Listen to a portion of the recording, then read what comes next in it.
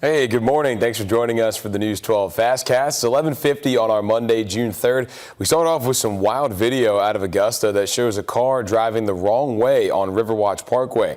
Here you see the car going against traffic late Friday night, and we know shortly after this video was taken, there was a head-on collision between a GSP trooper and a Toyota 4Runner. Now, we do not know if the car in this video on the left side of the screen there, kind of in the middle, is involved in that crash. But our Audrey Dickerber is out there today looking for answers.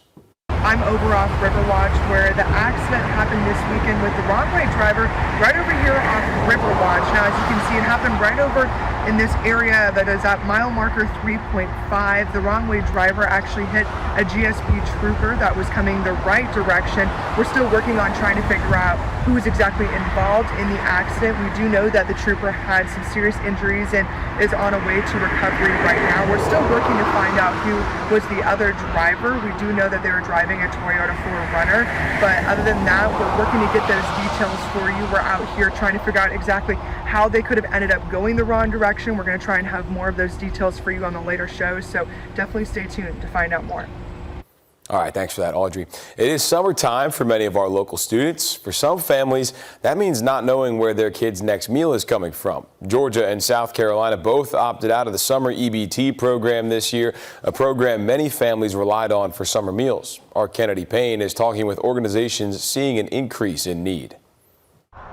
School isn't in session, which is why it's important to focus on where kids are going to get their meals this summer, which is exactly what one group is doing. We're going to sit down later today and we're going to talk with the Serenity Charity Club to discuss the importance of those summer meal programs, which start this week. And of course, we'll have all of that vital information for you, such as meal times and locations.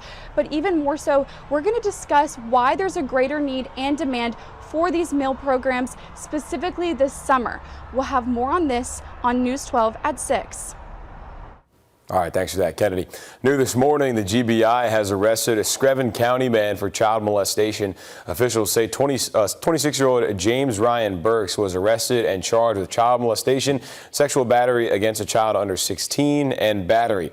The GBI says the Screven County Sheriff's Office asked them to look into allegations against Burks back in February, and that's what started their investigation. Anyone with information is asked to call the Screven County Sheriff's Office or the GBI, and you can stay anonymous.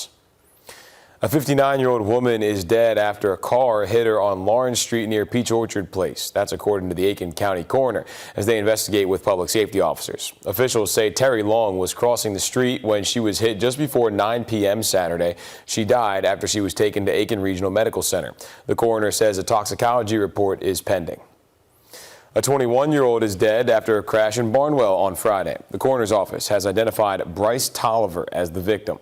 Authorities say the crash happened on Patterson Mill Road near Cashew Drive. That's about a mile outside of Snelling.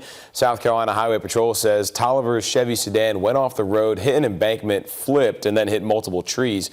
He was taken to the hospital where he later died.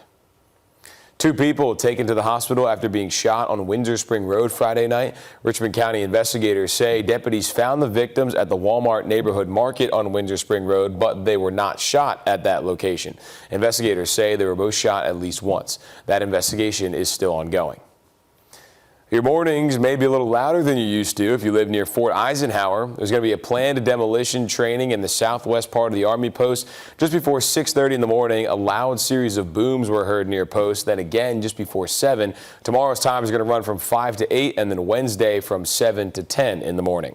Plus, Fort Eisenhower planning some gate maintenance and temporary closures tomorrow night. Officials say Gate 1 will be closed to all traffic from 8 to 9. All cars will enter or exit through Gates 5 and 6. Then Gate 6 will be closed from 10 to midnight.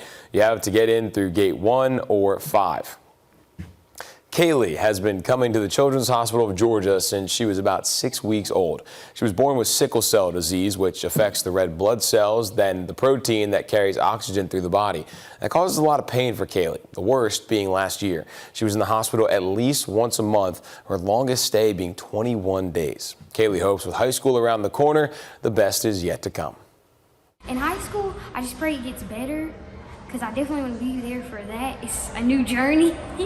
So I just think it'll be fun to go into high school. But I just really hope I don't get sick and pray to stay healthy.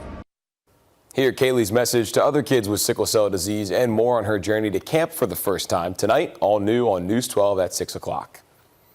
The City of Augusta wants to hear from you. The 2024 Augusta on Display Annual Budget Survey has opened for you to share your budget priorities. Now, the survey closes June 13th. You can find the link on the city's Facebook page. And just a reminder, early voting in South Carolina is still underway this week. It is the last week for early voting, Friday being your last day before Election Day on Tuesday, June 11th. Early voting centers are open from 8:30 to 5, and on voting day, your polling location will be open from 7 to 7. The Barnwell County Sheriff's Office is partnering to bring Barnwell County Grits to children. The deputies will read books every Tuesday in June, which makes tomorrow the first event from 9 to 10 at the Barnwell McDonald's. Kids can attend the reading session and will get a free book provided by Barnwell County First Steps. That's going to do it for the FastCast this morning. Thanks for watching. News 12 at midday starts in less than 4 minutes. Until then, here's a look at your weather. Have a good one.